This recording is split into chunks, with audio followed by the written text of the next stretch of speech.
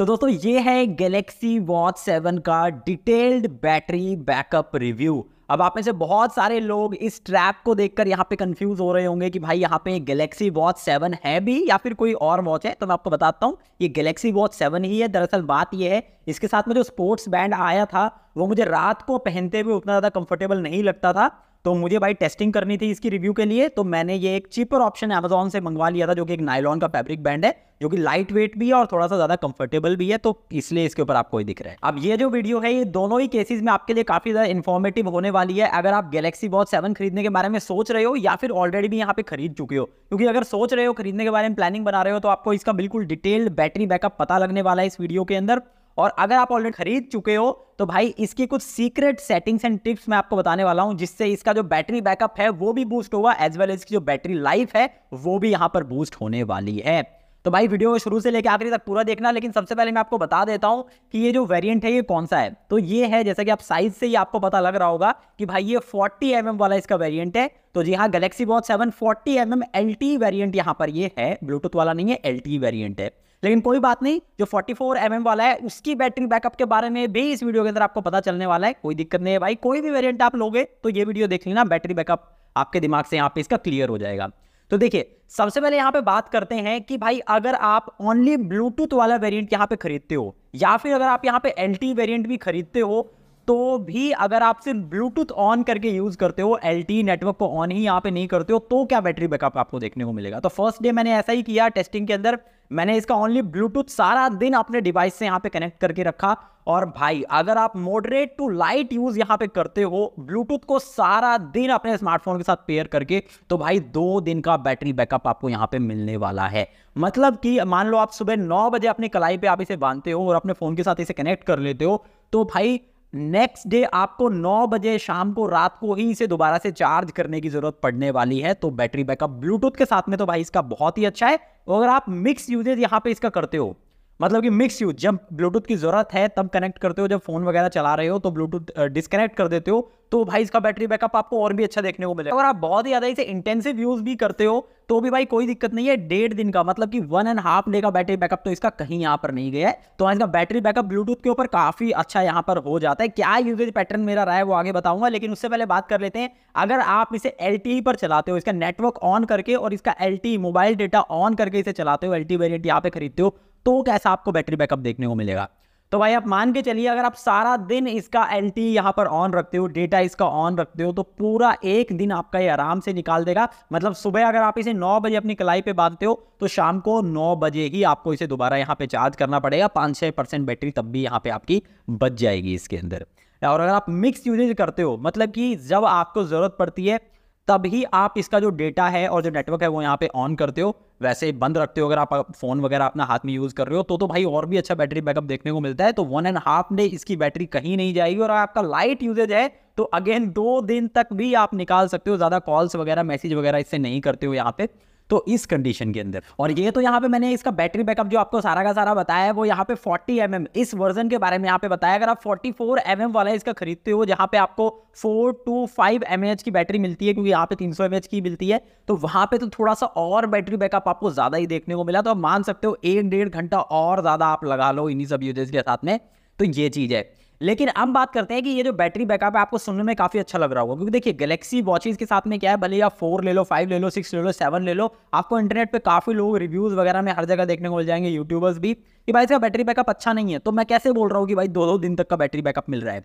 तो भाई अब बताता हूँ आपको मेरा पैटर्न क्या है, यूजेज पैटर्न क्या है, मैं क्या क्या सारा दिन में यूज किया है और किन सेटिंग्स को मैंने इसके ऊपर यहाँ पे ट्वीक कर रखा है इस बैटरी बैकअप के लिए। तो देखो, मेरा जो यूज रहता है वो टोटली बिल्कुल मिक्स तरीके का रहता है। ऐसा नहीं मैं हर समय डेटा ऑन रखता हूँ, हर समय इसका LTE कनेक्शन ऑन रखता हूँ, नेटवर्क ऑन रखता हूँ, ब्लूटूथ से भी कनेक्ट करता हूँ अपने डिवाइस के साथ जब मुझे हेल्थ ऐप के अंदर अपने स्टेटिक्स यहाँ पे देखने होते हैं। तो ऐसा है कि भाई मैं 30 मिनट इसके ऊपर कॉल वगैरह अटेंड करता हूँ, 10 मिनट के करीब कुछ मैसेज वगैरह व्हाट्सएप वगैरह की चैट में करता हूँ, मैसेज वगैरह चेक कर लेता हूँ। उसके अलावा 30 मिनट के करीब मैं इसके ऊपर ऑन डिवाइस म्यूजिक जो मैं इसके ऊपर स्टोर करता हूँ, स्पॉटिफाई या फिर YT म्यूजिक से LTE कनेक्शन ऑन करके नहीं, जो ऑन डिवाइस, क्योंकि इसमें 32 GB की इंटरनल स्टोरेज है, ऑन डिवाइस में अपने फेवरेट म्यूजिक स्टोर कर रखे हैं, इसके अंदर खुद का म्यूजिक प्लेयर है, उससे सुनता हूँ 30 मिनट के करीब। उसके अलावा 40 मिनट का वर्कआउट, जिसके अंदर 10 मिनट के करीब का GPS ऑन करके वॉकिंग या फिर रनिंग वगैरह यहाँ पे रहती है। और बाकी 30 मिनट का वैसे वर्कआउट रहता है। इसके अलावा 10 मिनट के करीब मैं इसके ऊपर ब्राउज वगैरह जैसे कि प्ले स्टोर वगैरह के ऊपर ऐप्स की अपडेट वगैरह यहाँ पे देख लेता हूँ, और गूगल असिस्टेंट का भी मैं यहाँ पे यूज़ करता हूँ 10 मिनट के करीब दिन में, रिमाइंडर्स वगैरह सेट करने होते हैं, अलार्म वगैरह, उन सब चीज़ों के लिए। तो हाँ, मेरा इसका पूरा मिक्स यूजेज यहाँ पे रहता है।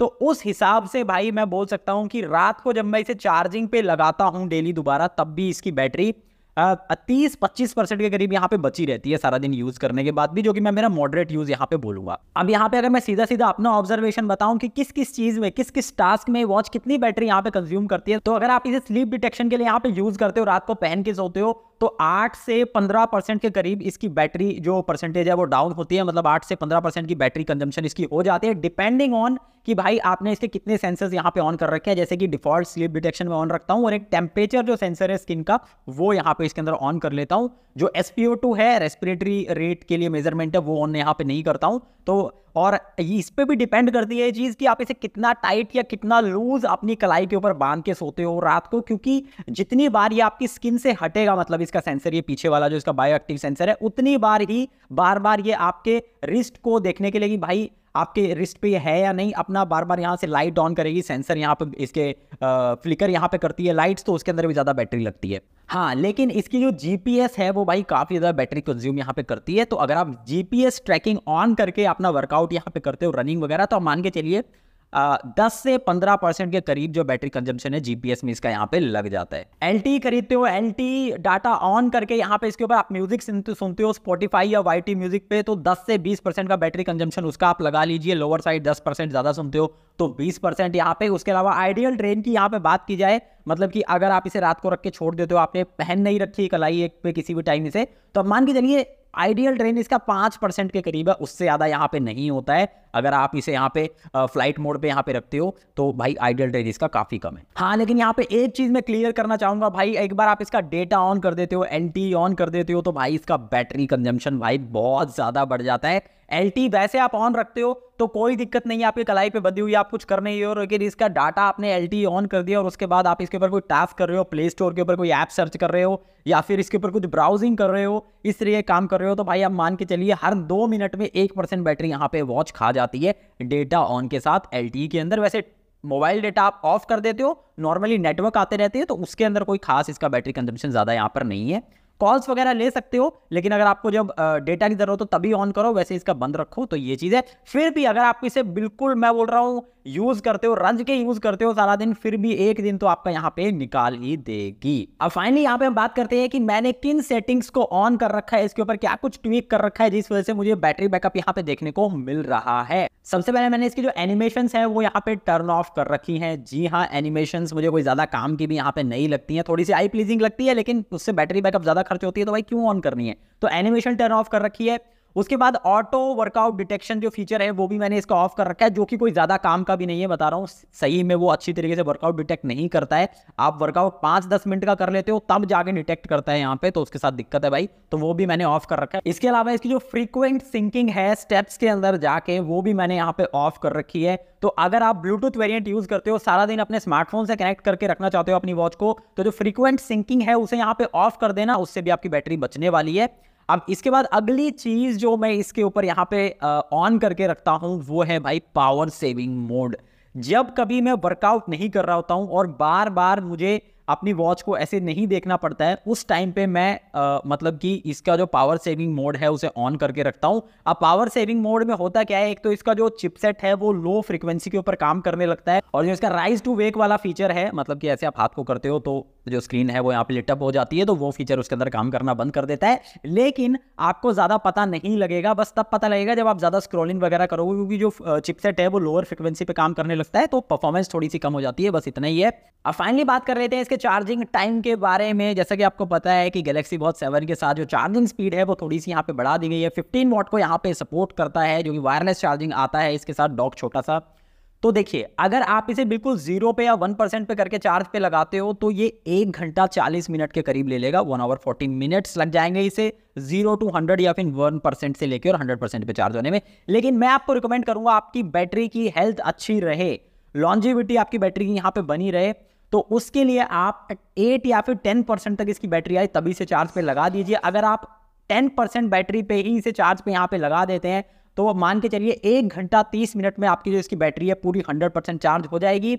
और अगर आप 15 मिनट भी चार्ज लगाते हो तो 40% इसकी बैटरी यहाँ पे चार्ज हो जाएगी। और अगर आप 40 मिनट लगाते हो तो 60% तक इसकी बैटरी यहाँ पर चार्ज हो जाएगी। और हाँ, यहाँ पे आपको एक बोनस टिप और दे देता हूँ भाई। जैसे कि आपको पता है लिथियम आयन बैटरी सैमसंग अपनी वॉचेस के अंदर यहाँ पे यूज करता है, तो मैं आपको रिकमेंड करूंगा कि भाई आप अपनी बैटरी को 10% से नीचे मत जाने दीजिए और 98% तक ही चार्ज करिए, कभी 100% चार्ज मत ही करिए तो ठीक रहेगा। इससे आपकी बैटरी की जो लॉन्जिविटी है वो आने वाले सालों में यहाँ पर बनी रहेगी। नहीं तो आपको पता है फिर इनका बैटरी बैकअप कम हो जाता है, तो इनकी बैटरी चेंज करवाना कोई उतना आसान प्रोसेस भी यहाँ पर नहीं होता है। तो ओवरऑल ये था हमारा पूरा रिव्यू गैलेक्सी वॉच 7 के बैटरी बैकअप को लेकर। आपके और कोई भी डाउट क्वेश्चन हो तो कमेंट सेक्शन में जरूर से पूछना, हम बताने की कोशिश करेंगे। और दोस्तों इस वीडियो के लिए इतना है, मुझे उम्मीद है आपको वीडियो पसंद आई होगी। वीडियो पसंद आए तो वीडियो को लाइक जरूर से कर देना, चैनल पर नए हो पहले बार आए तो चैनल को सब्सक्राइब करके बेल आइकन को जरूर से दबा देना। और मैं मिलता हूं हमेशा तरफ से नेक्स्ट वीडियो, तक के लिए बाय एंड टेक केयर।